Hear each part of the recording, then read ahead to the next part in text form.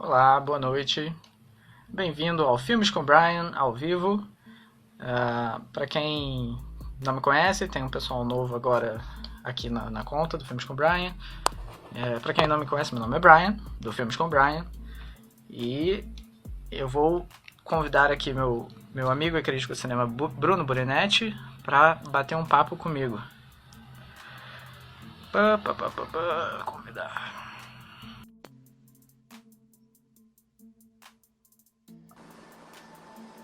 E aí, Hello?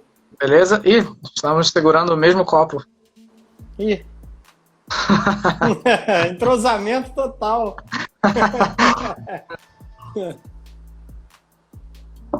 Esse meu Não do... foi. Não foi. Esse meu é do show do Guns N' Roses. Esse aqui meu é do Arcade Fire. Ah, tá. Eu tenho um outro que é do Foo Fighters com Queens of Stone Age. Eu tinha um outro também de algum outro show, mas eu perdi, não lembro. Então são bons copos. Verdade. E aí, Bom. assistiu, fez o dever de casa, reassistiu Interstellar? Reassisti Interstellar, tá aqui comigo. Ótimo. Só E uma primeiro introdução aqui. Esse aqui é meu convidado Bruno Burinetti, meu amigo e crítico de cinema. Hoje nós vamos falar sobre o filme Interstellar e dar o pontapé inicial aí uma maratona semanal de um especial do Christopher Nolan que a gente vai cobrir todos os filmes dele, um a cada semana. Fala aí, Bruno, é contigo. A gente vai fazer esse especial do Christopher Nolan motivados pelo lançamento de Tenet. Isso. Né? Que é o próximo longa dele. Tá atrasado já. Ele estava marcado para ser lançado antes, né? A pandemia deu uma segurada nele. Deu uma segurada, mas agora já vai lançar dia 10 de setembro. E então, a nossa ideia aqui foi, em vez de você arriscar sua vida aí no cinema para assistir Tenet, fica aqui com a gente toda semana reassistindo os filmes do Christopher Nolan que você pode ver de casa. Exato. O Christopher Nolan, como realizador, ele tem algumas... Não sei, tem uma galera mais academicista que pega um pouco no pé dele por ele ser um cara mais expositivo. Sim. Né? E eu revendo ontem o Interstellar, primeiro falar que é um filme que eu gostei mais na revisão. Mais pra frente a gente vai falar disso, que entra naquela categoria de quando você assiste um filme depois, quando você tá mais velho, você tem uma outra visão, embora ele não seja um filme antigo, né? Seja um filme de agora há pouco. 2013, é isso, Brian? 14? 2014. Me lembro bem. E o Christopher Nolan também tem talvez depois de Memento pra cá, ele tenha se caracterizado por fazer filmes grandes, né? Filmes grandiosos, filmes que... Grande escopo. Isso, e que cabem perfeitamente numa tela de cinema. São filmes essencialmente de cinema por serem enormes. E o Interstellar, ele se enquadra nessa categoria, porém eu não achei ele tão expositivo assistindo agora, da segunda vez.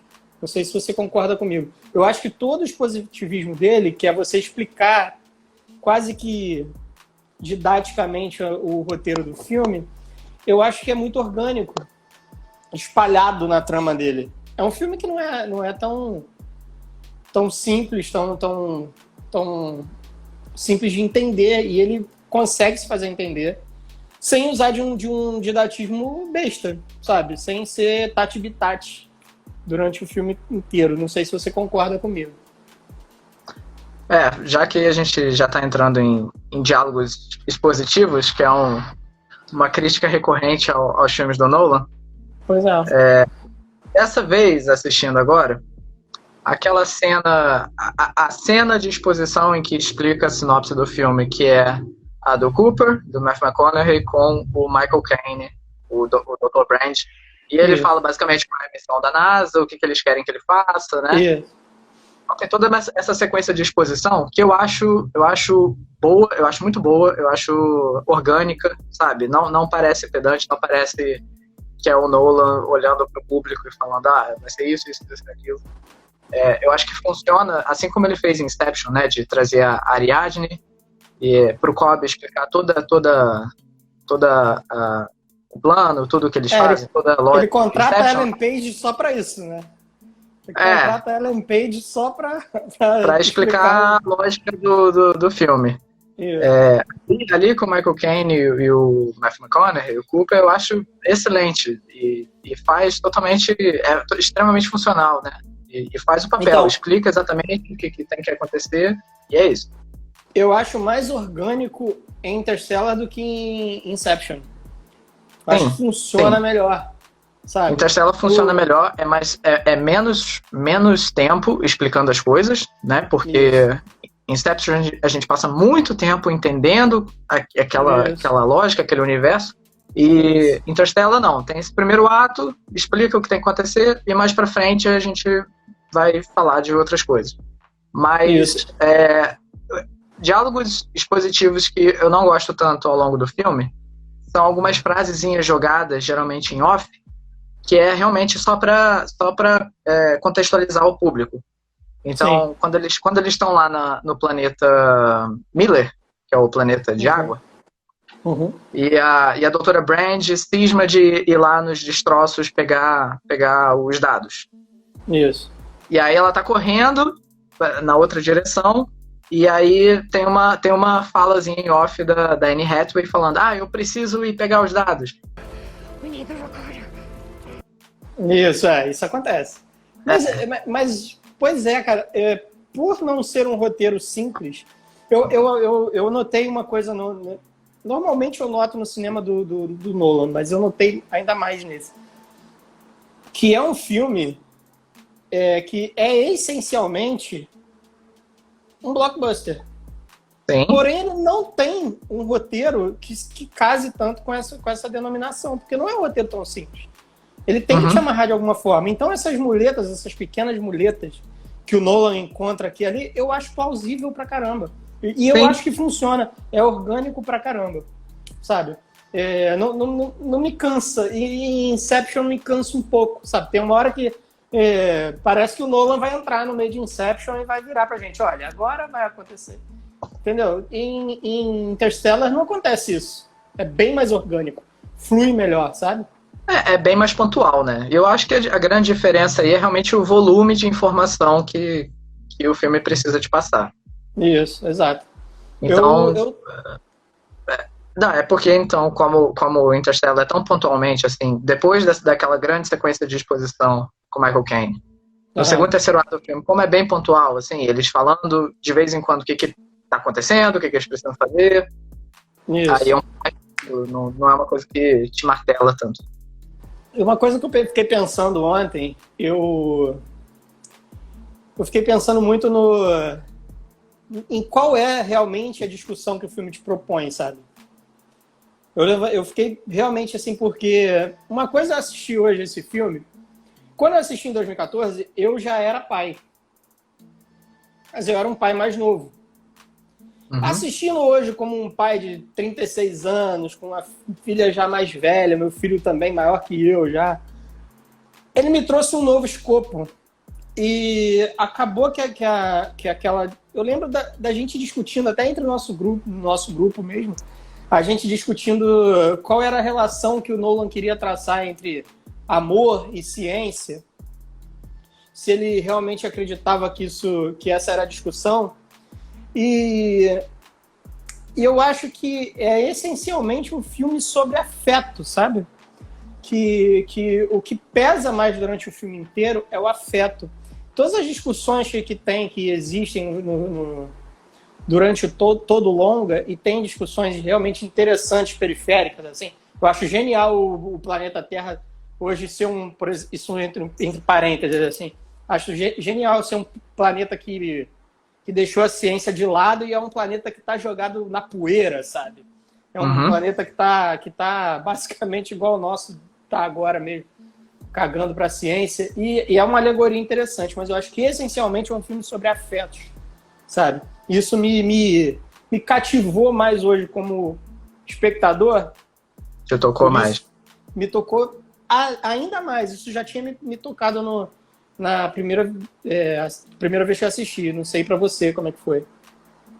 Eu ia comentar sobre isso também, sobre essa questão sentimental de Interstellar, porque o Nolan ele tem uma má fama de ser um cineasta frio, né? Porque geralmente os filmes dele são muito levados por sinopse, tipo plot-driven, né? Uhum. E geralmente é muito intelectual, é muito cerebral, muita coisa para você pensar e tal. E ele ganha essa fama de não ser um cara que consegue evocar emoção nos filmes, o que eu não acho que seja verdade. Sim. E eu acho interessante como um filme como Interstellar, que é essencialmente uma carta de amor para a ciência, né?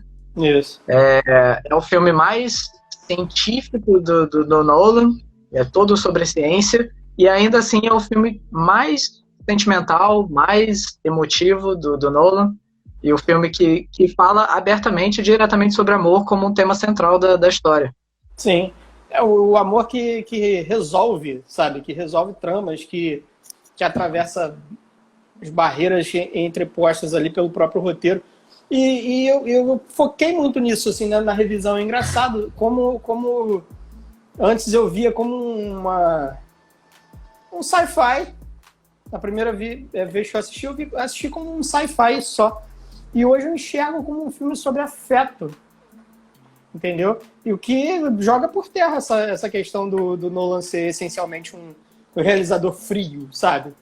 Uhum. Embora ele tenha cenas assim de cinemão de arrastar multidões. Assim, é um filme que tem cenas para arrastar multidões. A própria cena no Planeta da Água, aquela cena toda a sequência da onda, a sequência que ele está tentando acoplar na nave. Na Endurance. Na Endurance, Pois é. Ele tem momentos de cinemão arrasa quarteirão, assim, com certeza. E é interessante você como pai, assim como o Cooper volta para a nave em questão de minutos e vê as imagens da filha 23 anos depois, né, e ele tem esse choque, para você agora revendo Interstellar num espaço de 6 anos, agora você é um pai diferente, né? Então você já tem uma experiência diferente. E aí você tocou num ponto que é genial, que eu pensei na hora, mas eu pensei com isso aqui, não pensei com isso aqui. Uhum. Depois que você é pai, parceiro, você tá sempre entrando no buraco de minhoca. Passa assim, ó. Entendeu? Passa. Você perde a noção do tempo, tal qual o Matthew McConaughey perde em Interstellar, sabe?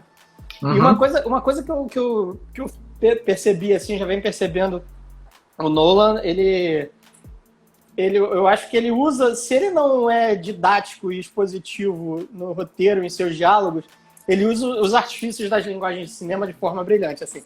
Porque, por exemplo, o design de produção, ele é genial, porque tem uma cena específica quando a personagem da Anne Hathaway está tentando convencê-los a ir para o planeta do Edmund. Uhum. E ela está sentada realmente expondo as razões emotivas que ela tem para ir para esse planeta, que o amor dela está lá, né? Ela está sentada em frente a um painel de luz e a luz fica acendendo e apagando conforme as emoções dela. Se ela fica otimista, a luz acende. Se o Matthew McConaughey dá para trás no plano dela, a luz apaga. E o Christopher Nolan está o tempo inteiro jogando com situações. A trilha sonora do Hans Zimmer, para mim, talvez seja uma das melhores dos últimos trabalhos dele. Assim, que são sempre nota... Vai para cima da média, né? Essa, para mim, é uma das mais incríveis. No Dark Knight, trilha é linda. Dark Knight é dele também, né? Do Hans Zimmer, a trilha. É. Também é dele. Nessa tá igualmente inspirada. As duas trilhas são geniais, assim. Elas realmente dão ritmo ao filme, assim. Tem momentos, assim, de extrema tensão mesmo, que é toda conduzida pelo Hans Zimmer, sabe? É uma trilha sonora de excelência. Então, excelência. Então eu acho, assim, genial que se o Nolan não usa das linhas de diálogo para ser expositivo, para ser didático, ele arruma um jeito dentro do cinema Ele arruma um outro jeito dentro da linguagem cinematográfica, de te explicar e de ser didático, sabe? Mesmo que o espectador médio, o cara que não está prestando atenção nisso, não saiba, isso está diretamente ligado com a percepção que ele vai ter do filme. Ele vai sentir, ele vai sentir essas mensagens, essa diferença. E isso é genial, demais, assim. Agora, eu fico pensando assim, a primeira coisa que eu vi é... A gente tem... Quem segue a gente em Letterboxd e tudo mais, sabe que a gente tem quase que a mania não é mania, quase força ossos do ofício de botar a nota pro filme, né? É uma obsessão, bro. Nota, A gente tem uma obsessão em dar notinhas para filmes. E você deu uma, eu dei outra. Você deu 4,5 de 5 estrelas e eu dei 4. Que até agora a gente tá falando, as pessoas estão falando, pô, é um Cidadão Kane, dá 5 estrelas, não é? Aí o que te motivou a dar essas 4,5? Nenhum dos dois deu nota máxima. Deu nota máxima. Aqui com a gente pode contestar que a gente admira muito o filme, né? Isso, exato. Até porque 4, como eu sempre falo, o filme não necessariamente tem que ser uma obra-prima ou uma bosta absoluta. Tem todo um espectro, um universo aí que pode comportar um filme, e na realidade esse negócio de nota é uma grande besteira. Como eu disse, lá atrás eu achei uma coisa do filme e aqui eu acho outra diferente. A gente gosta de dar notinha no Letterboxd e tal, mas a gente sabe que é uma coisa nossa, né? É porque a gente se diverte com isso, mas não é uma coisa que a gente precisa, que a gente leve a sério, assim, pra fora, né? Se a gente for fazer uma crítica e tal, a notinha não tem importância nenhuma. O que importa é a conversa, o diálogo e os argumentos. E o que te motivou a essa nota? Então, quando eu assisto Interstellar, eu fico realmente embasbacado. Assim. Ontem eu passei o filme inteiro de boca aberta, porque é realmente muito impressionante e eu fico sempre muito imerso na história. Mas algumas coisas do Nolan, a gente vai passar por todos os filmes dele, né? Então a gente vai conversar muito sobre isso, da carreira dele como um todo. Ele tem algumas coisinhas que acabam sendo um pouco recorrentes, né? Por exemplo, com certeza a gente vai comentar em algum momento nos outros filmes dele sobre problemas de mise-en-scène, né? Que ele tem problemas para montar algumas sequências de ação. Mas o interessante de repassar a filmografia dele é que ele é um cara que evoluiu muito, assim, ele amadureceu muito e mudou. Ele não é um cara que ficou estagnado nas mesmas técnicas e tal. E Interstellar é certamente um filme muito sofisticado dele, assim, no que diz respeito de narrativa e de técnica cinematográfica. É um dos filmes mais sofisticados do Nolan. Sim. Mas esses momentos pontuais de exposição, né, de diálogos, não é nem diálogo, né, mas de falas expositivas mesmo, esse tipo de coisa geralmente tende a me fazer reduzir um pouquinho a nota. E no caso de Interstellar, o terceiro ato, embora eu seja muito fã das resoluções de Interstellar no terceiro ato, nós temos algumas coisinhas, por exemplo, as sequências paralelas, enquanto o Cooper tá lá lutando com o Dr. Mann, e a gente tá vendo a Murphy, né, lá queimando o milharal, né? Yes. O filme ele tem um pouquinho de dificuldade de manter o momentum em algumas partes, né? E fazer essas intercalações de sequências serem justificadas, né? Sim. E é basicamente isso. E você? Qual foi a... Eu tenho um problema no terceiro ato também, principalmente, assim, porque eu acho... Eu concordo contigo, mas eu acho que o filme ele é constante num ritmo, até empregado pela trilha sonora, pela montagem, ele tem um ritmo coerente com ele mesmo. Ele começa, ele vai até o começo do terceiro ato num ritmo bem interessante. Eu acho justamente que é o epílogo que eu tenho problema, embora eu goste do epílogo. Eu gosto do epílogo, eu acho poético, eu acho tudo. Porém, eu acho que ele não casa com o restante do filme. Quando o Cooper entra no Buraco Negro, ali parece que vira até outro filme. Ali tem uma pegada já 2001, Odisseia no Espaço. Meio inteligente, até meio inteligência artificial, sabe, do Spielberg. Eu não acho coerente com o restante do filme, embora seja belíssimo, eu acho belíssimo.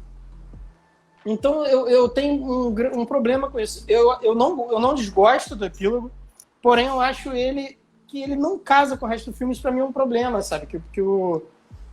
Porque eu acho que, primeiro de tudo, o filme tem que ser coerente com que... O diretor tem que ser coerente com o filme que ele amarra. Entendeu? Quando tem uma ruptura muito grande de ritmo e de relação mesmo, até de estilo, de linguagem, já me incomoda um pouco. Mas você acha que você está dizendo desde o momento que ele entra, então toda aquela sequência na quinta dimensão lá no Tesseract, né? Isso. Você está incluindo esse clímax do terceiro ato no seu ponto. Isso, para mim é a partir dali. Porque ali eu gosto muito. Eu gosto muito. Por incrível que pareça, parece que eu estou falando mal, mas não é. É bom. Eu não vejo um problema naquela sequência, não. Eu estou me referindo mais quando ele sai. E tem toda aquela sequência final dele na estação Cooper. E sim, ele fala com a filha, e depois ele vai atrás da Doutora Brandt, né? Sim, sim. Eu entendo o porquê daquilo estar na história, né? Porque você meio que... É uma conclusão, você fecha a história, você tem um último encontro com a Murphy. Mas é a única coisa que parece... embora seja um filme com muita sci-fi, né, muitas ideias de ficção científica, ali é a única coisa que eu sinto que o filme está exagerando um pouco na verossimilhança.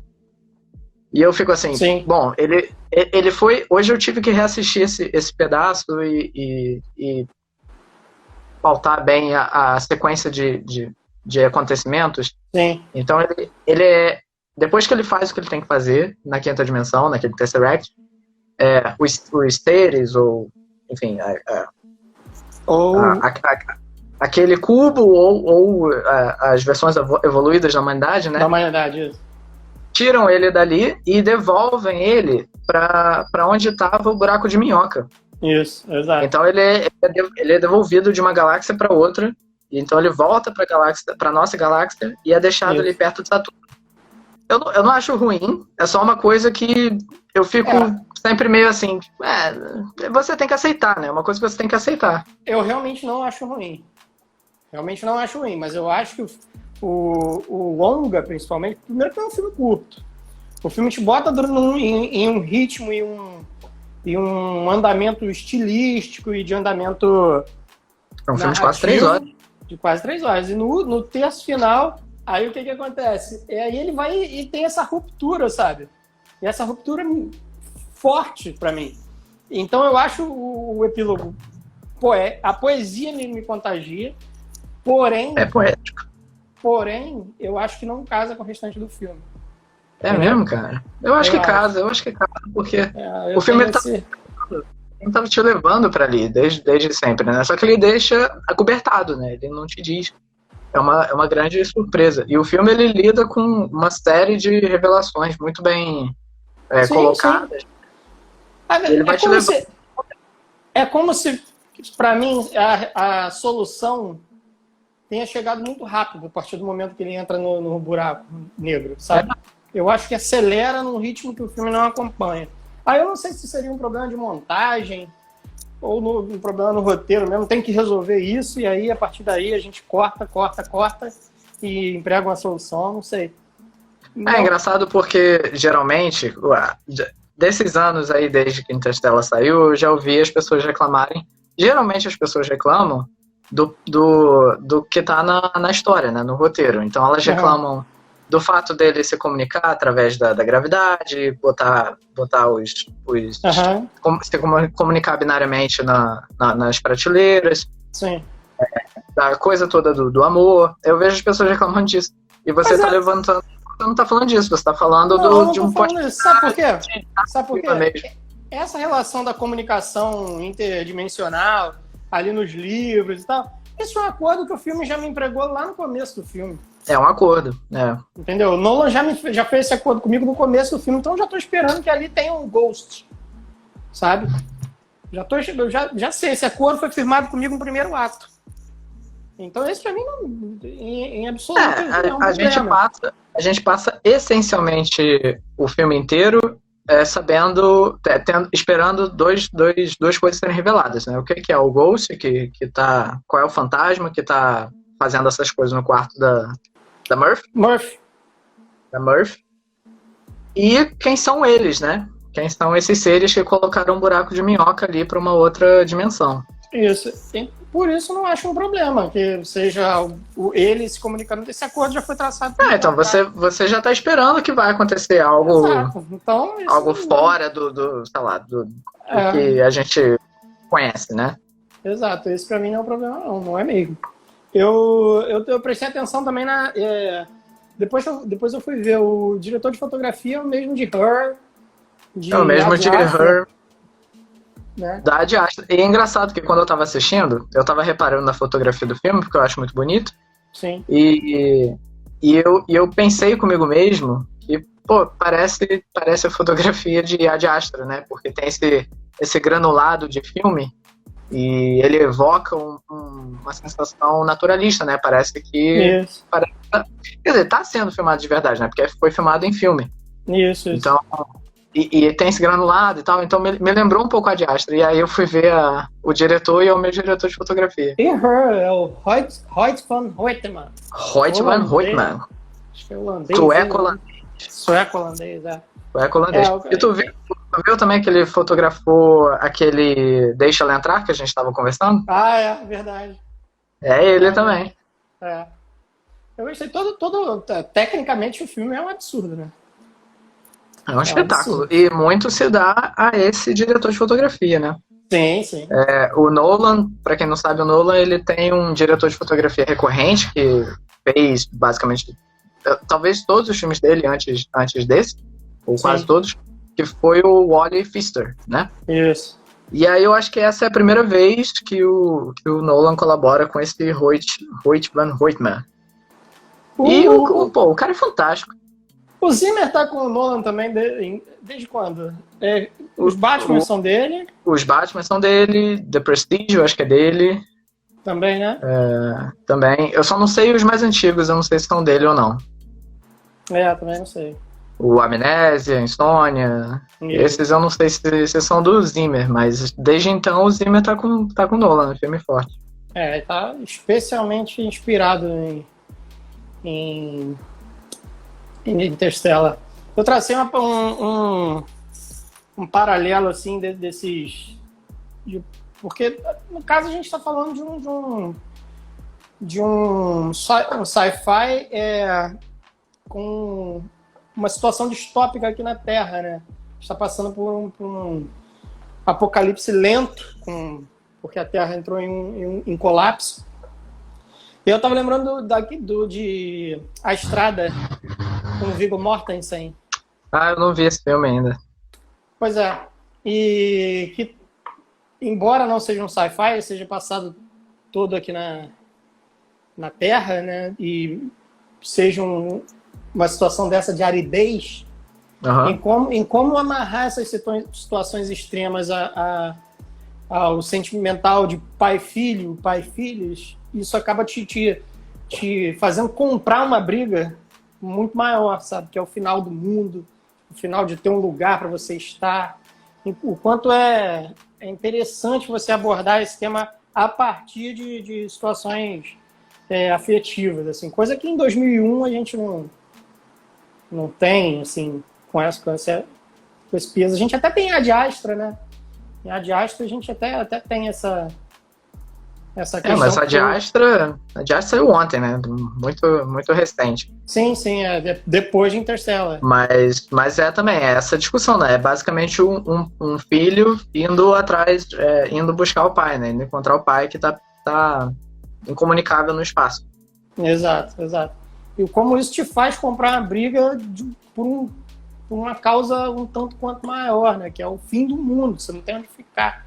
Então tem hora no Interstellar que o Cooper fala assim, cara, não sai daí, o mundo vai acabar. Não tô nem aí, eu quero estar com os meus filhos, sabe?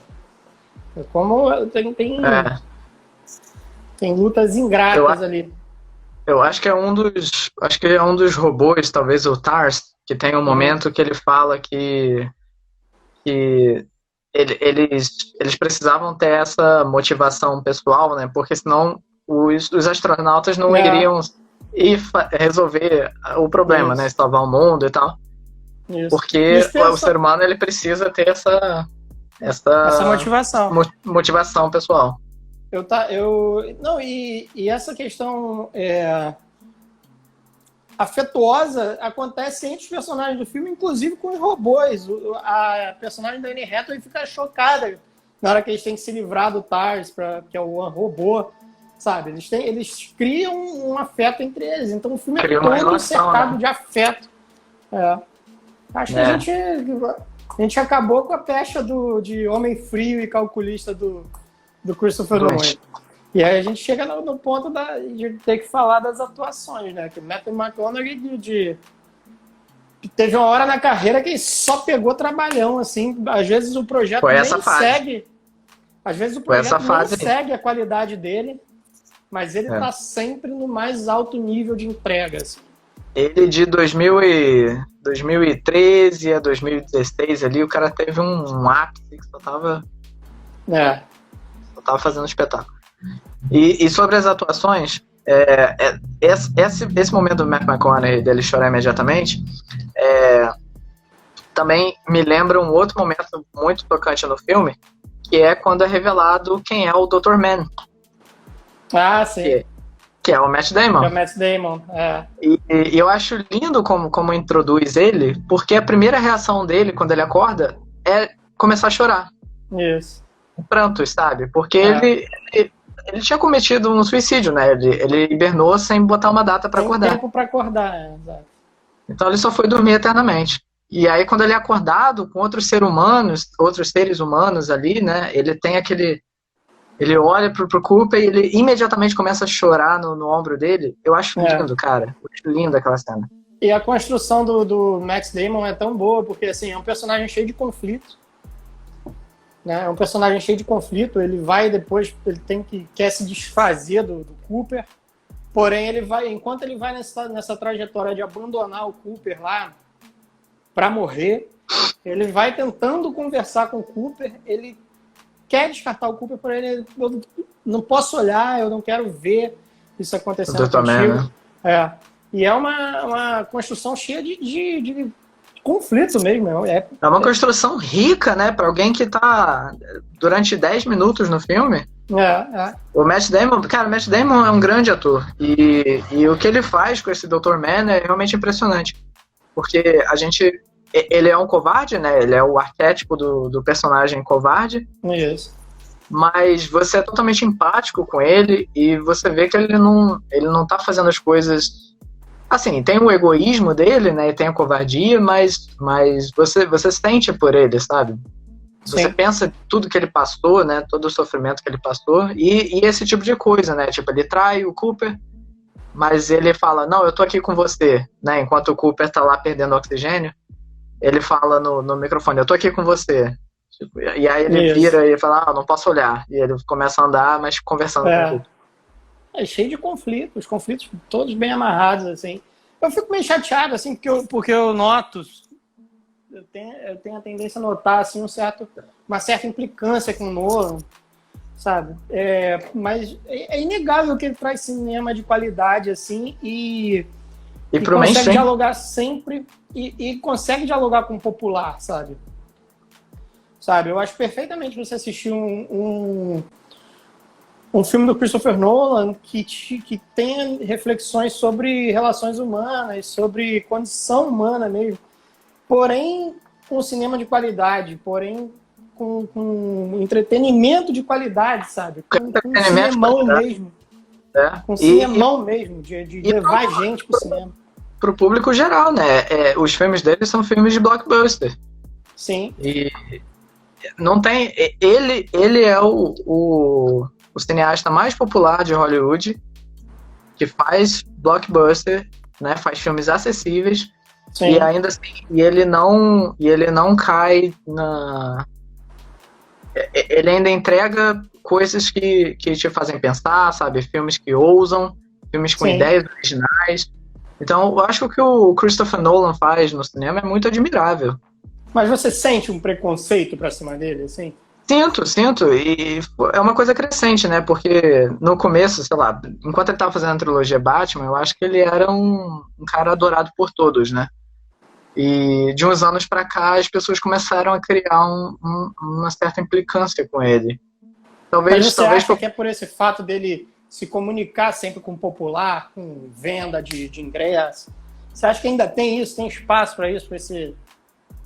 Não, eu não acho que é isso, não. Eu vejo mais implicância, na verdade, no meio cinéfilo, né? No meio intelectual do cinema, porque a galera fala, não, ele é muito expositivo, ele não sabe montar sequência de ação. Então, ele tem dificuldades com algumas coisas, né? Algumas técnicas de cinema. Mas, que isso, cara? Ele entrega filmes ousados, filmes originais, filmes inteligentes e de imenso valor de entretenimento para o público geral, sabe? Para blockbuster, qualquer um pode assistir. Eu fico sempre com a sensação de que ele vai ser aquele cineasta que no final as pessoas vão dar um valor, sabe? Assim. Sabe? Daqui a 20 anos vão dar valor pro Nolan, sabe? É estranho essa relação de amor e ódio, né? Porque geralmente as pessoas gostam dos filmes dele. Sim. Mas parece que precisa arrumar alguma coisa pra falar mal, assim, pra reclamar do cara. Não, eu indico pra caramba. Eu acho que vale a pena navegar dentro da filmografia dele, sabe? Embora a minha última experiência com o Nolan tenha me deixado um pouco pra baixo, né? Que foi o Dunkirk. Você também tem essa coisa. Dunkirk decepcionou um pouquinho a gente. Então, e até abaixou um tanto o nosso hype pro Tenet, né? Isso, Mas ele é um desses caras, assim, que sempre vai ter minha atenção, sabe? Eu sempre vou querer conferir o próximo filme do Christopher Nolan. Eu também. Ele vai conseguir, eu vou dentro desse embalo, assim, ele vai conseguir me arrastar pro cinema sempre, assim, sabe? Eu fico pensando, assim, Interstellar são quase 3 horas de filme com um roteiro não tão simples de pegar, porém, ele te pega e te prende nessas 3 horas. Isso não é fácil de fazer, sabe? Eu reparei também. O quê? Eu reparei também que esse talvez seja, dos blockbusters do Nolan, esse seja o filme mais calmo em questão de ritmo, né? É um filme que toma o seu tempo, não pela duração maior, mas as coisas acontecem com mais calma, né? As resoluções. Sim. O que combina narrativamente com o que está acontecendo na história, né? Porque é um filme que se passa no espaço. Isso. Tudo é lento, tudo é demorado. É verdade. Mas você pega um Batman ou um Inception que tá sempre... Até um The Prestige, né? O Grande Truque. Não é um filme... Eu não diria que é um filme de ação. Mas é um filme que tem um momento enorme. Então você tá sempre com aquela sensação de intensidade das coisas estarem acontecendo com ritmo, com velocidade, sabe? Você tá sempre, assim, segurando sua poltrona e vendo o que vai acontecer. Interstellar não. Interstellar te leva numa jornada. Verdade. Eu pensei também na qualidade que foi filmado o espaço, né? Que vem cada vez... A qualidade e realidade que o espaço vem sendo filmado nos últimos tempos é absurdo, né? Cada vez você fala assim, caramba, os caras foram pro espaço mesmo. Que é muito bem filmado. Parece. A tecnologia foi evoluindo para esse patamar. Assim, o espaço de gravidade, o filme do nosso Cuarón. Nosso Cuarón. Veio um ano antes. Foi um ano antes, né? Um ano Ele antes. me atrai por uma realidade quase que palpável. Porém, o espaço do Christopher Nolan, filmado pelo Christopher Nolan, é vestido de realidade, porém, ele tem uma aura de fantasia que coroa o cinema, sabe, assim. Não é só o espaço, tem o espaço e tem o buraco negro, tem todo... Ele é um espaço cinematográfico, né? Realista / cinematográfico. Ele é vestido de uma fantasia, de uma poesia, que na hora de bater o martelo, se eu tivesse que bater no martelo, eu ficaria com o espaço do Christopher Nolan, sabe? Uhum. Que é a realidade que me apetece mais. Uhum. Foi interessante os dois terem estado tão próximos um do outro, né? Porque os dois filmes fizeram... Eu não sei se foi pela primeira vez no cinema, mas foi pela primeira vez que eu tive essa experiência, que é você ver um espaço cientificamente acurado, né? Correto. Sim. Então, por exemplo, as explosões não tem som, porque som não se propaga no espaço. É isso aí. Eu lembro de ficar bem impressionado com aquela explosão, com aquele acidente que acontece no começo de Gravidade, né? Que não tinha som, Sim. Era só tudo estilhaçando e rodando, não sei o quê. E um ano depois veio o Interstellar e fez a mesma coisa, né? Te traz aquele naturalismo. Você fica, cara, é assim que teria acontecido. Exato. E ele é mais fantasioso, né? Ele faz coisas que seriam mais improváveis. Por exemplo, o Cooper acoplando a nave dele ao Endurance, mantendo a velocidade do giro para poder alinhar e acoplar. Né? E acoplar. Aquilo, assim, não é impossível. Botando no papel, é uma coisa que poderia acontecer, mas no videogame é possível pra caralho. Mas é uma parada fantasiosa, né? Porque, assim, imagina fazer uma coisa dessa. Eu acho um espaço revestido de poesia que me apetece muito. Quando eu assisto, eu falo assim, que puta coisa bonita, sabe? Não só me impressiona por ser bem feito, sabe? Não é só isso. É lindo. Não é só o deslumbre por ser... Entendeu? Não é só isso. Não é no deslumbre falar que puta coisa bem feita. É lindo. É lindo demais. Os olhos, encanta, sabe? É um cinemão de encantamento, assim. É uma coisa que eu posso ficar... Eu admiro o filme inteiro, sabe? Eu fico vislumbrando o filme inteiro, porque é muito bonito. E não só pelo design dos planetas, né? Que são coisas que a gente nunca viu antes, então realmente vai te impressionar.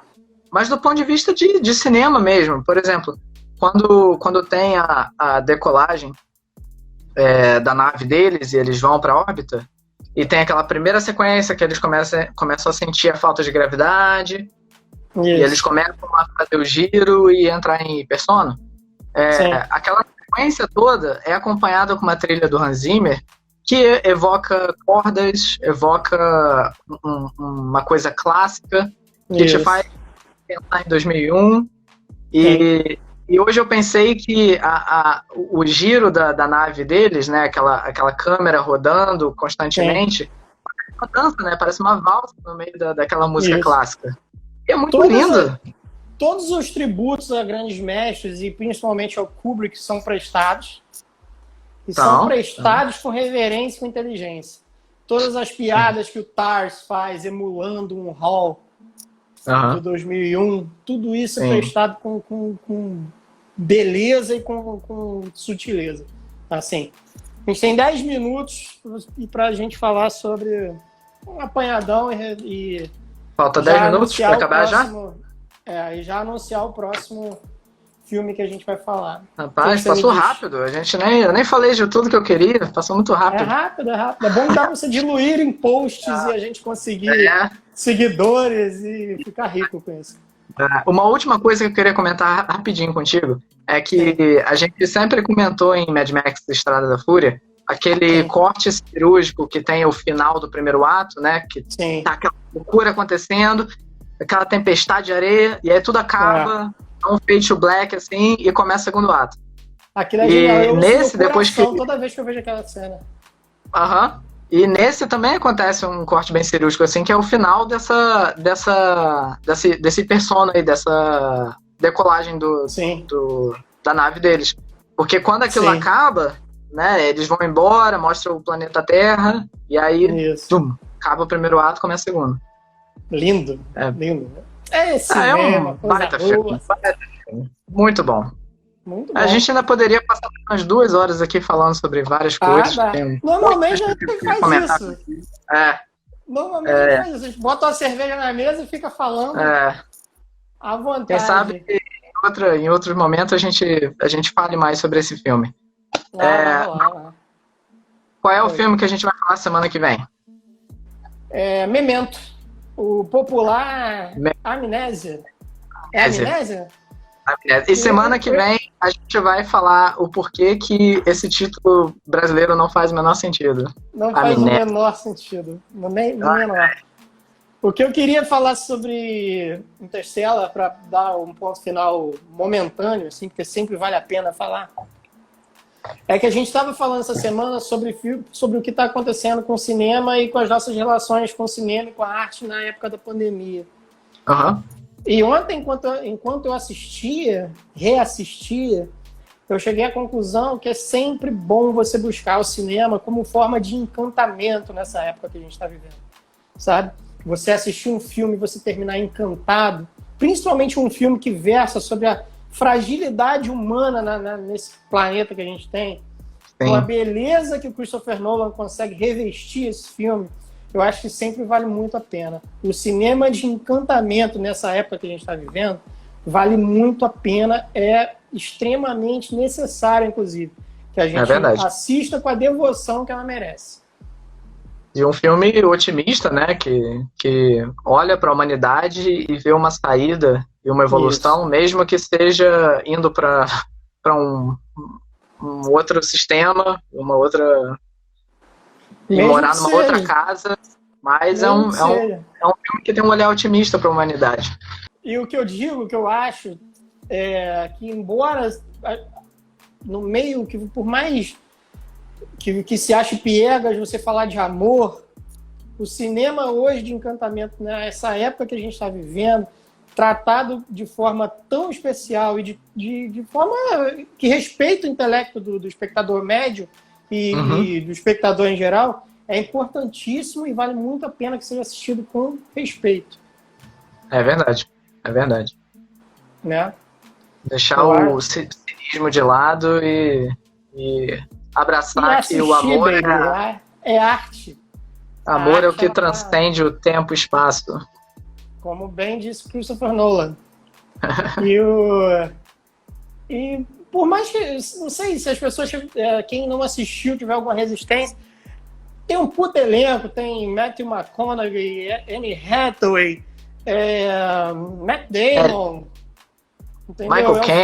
Michael Caine, é um filme feito pelo cara que dirigiu a trilogia do Batman, então é um filme que vale a pena você pegar agora no streaming assistir e cair dentro. Ou ter na coleção. Vale muito a pena. É isso. Ou compra. Ou compra. É isso. Entendeu? Aí, é um filme que vale muito a pena. Chama atençãozinha pro tua página nova, que a gente vai estar sempre aqui. Ah, sim, Essa página, esse projeto existe há todos esses 3 dias que se passaram, desde a nossa primeira live. Eu criei ela especificamente para falar sobre cinema. É um espaço livre para a gente conversar e analisar e bater papo sobre filmes. E essa live aqui eu vou editar também, botar alguns trechos dos filmes, do filme, no caso, e colocar no canal do YouTube, que está com o link na bio desse perfil, Filmes com Brian. Isso. Então, depois, se você quiser ver novamente, pode conferir lá, assim como tá a nossa primeira live, piloto, teste, improvisada, tá lá, cheio de cenas das coisas que a gente comentou e ficou bem divertido. E semana que vem, seguindo o especial mensal com o Christopher Nolan, Memento. Lá de Memento. A gente vai dar uma dissecada. Filme parecido com o Tenet, né? Vem aí manipular o tempo novamente, que é também uma das recorrências temáticas do Christopher Nolan, falar de tempo. E é um filme que não é cachaça não, mas mexe com a cabeça. Você termina assim, caralho, o que eu bebi, o que eu usei? É um filme difícil. Difícil. Tem muito tempo que eu não assisto, vai ser legal rever Memento. Eu quero reassistir com a cabeça que eu tenho hoje. Assim. Vamos ver aqui como é que funciona. Ainda tem 2 minutos. Quer que eu cante? Dance? Alguma coisa? Ai, meu E Deus. uma última análise aqui de Interstellar, é poético também, de toda a poesia que vem no filme, é poético também que os dados para salvar a humanidade tenham sido colocados num relógio, né? Ah, sim, é. E fecha toda a temática sobre É. tempo do Christopher Nolan. É tudo sobre tempo, baby. O que, que você tá fazendo com o seu tempo, hein? Hã? Vamos aproveitar Tá esse aproveitando tempo. o tempo? A gente tem pouco. Vendo pô. filmes do Nolan. É isso aí. Pelo menos esse mês a gente vai gastar a filmografia do Nolan. Isso aí. Correto? Vale. Correto. Valeu, Vai. meu querido. Tá cada vez melhor, hein? Tá ficando bom, hein? Tô Tá gostando. ficando bom. Isso aqui tá ficando profissional. Né? Vamos com tudo. Gente, Memento, semana que vem, Christopher Nolan. Isso aí. Obrigado, Bruno, pela sua participação. E tamo aí. Até semana que vem. Valeu, irmão. Tamo junto. Te amo. Tamo junto. Te amo também. Um abraço. Beijo. Peace.